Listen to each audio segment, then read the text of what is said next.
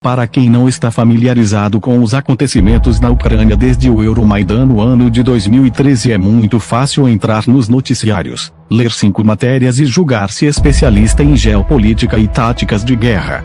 No entanto, o que está em jogo é algo muito maior, e o posicionamento de cada pessoa diz muito a respeito de seu caráter em tempos como esse. Após o golpe de Estado que a Ucrânia sofreu com o Euromaidan, a anexação da Crimeia e a luta pela independência no Donbas, o Ocidente permaneceu calado. Nenhum noticiário a respeito dos bombardeios ucranianos dizimando a população civil em Donetsk e Lugansk, milhares de manchetes eufóricas a respeito de um nazismo emergente em todos os cantos do globo, inclusive do batalhão Azov, mas nada muito relevante. Agora, enquanto a OTAN e seus aliados permanecem bombardeando países da África e do Oriente Médio, a Rússia se tornou vilã em defender os cidadãos russos após 8 anos. Dias após o Brasil entrar em um choque histérico por uma mera frase de um podcaster a respeito do nazismo, o Brasil se levanta e declara apoio total às milícias neonazistas da Ucrânia como grandes heróis, mesmo numa era em que o nacionalismo é tratado como algo retrógrado, um tanto curioso. Definitivamente o conflito se expandiu em enormes proporções graças à covardia do presidente Volodymyr Zelensky, que busca vender seu povo à OTAN e à União Europeia e, claro, com protagonismo de classe do presidente Joe Biden, famoso por suas conexões com o grande esquema de pedofilia e sua instabilidade mental. A dissidência que analisou minuciosamente tanto a Ucrânia em 2014 como as eleições americanas já previu cada detalhe que está acontecendo. No entanto, é hora de expandir os horizontes e traçar uma análise a respeito do futuro da ordem vigente. O ditado "diga-me com quem tu andas que lhe direi quem és" faz total sentido desde o início do conflito, e aqui há apenas 2 caminhos, sem meio termo: a Rússia contra o Ocidente. A Rússia já provou ao mundo que, mesmo utilizando seu equipamento descartável da Guerra Fria e com um exército de segunda classe, segundo o relatório lançado pelo próprio Pentágono, é capaz de abalar os alicerces do imperialismo ocidental. Definitivamente, nada chegaria a esse ponto sem a ambição da OTAN em instalar bases militares na fronteira russa e financiar laboratórios de armas químicas na Ucrânia. Armas essas que foram a desculpa para tantas invasões da OTAN no Oriente Médio. Como o conflito tomou tais proporções, as cartas já estão na mesa. De um lado, a Rússia sofrendo mínimos impactos de sanções promovidas pelo Ocidente, que descobriu que o tiro saiu pela culatra, se aproximando cada vez mais da China, possibilitando a criação de novos blocos econômicos a partir da Eurásia.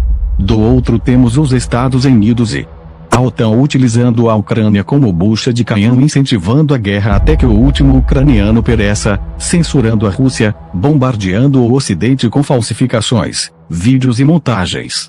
Emirados Árabes e China contra as sanções, metade dos Balcãs sendo pró-Rússia, África se mobilizando contra o Ocidente e seus crimes e, claro, a grandiosa façanha americana em conseguir a proeza de unir Índia e Paquistão contra seus interesses.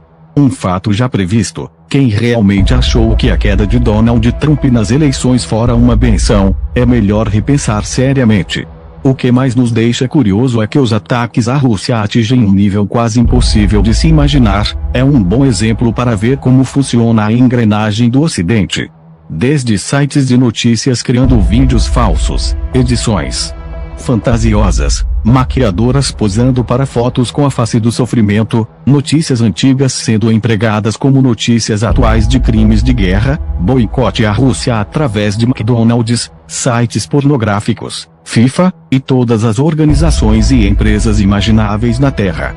Definitivamente, nada se aplica tão bem como a frase de Santo Atanásio: se o mundo for contra a verdade, serei contra o mundo. É maiúsculo com acento agudo.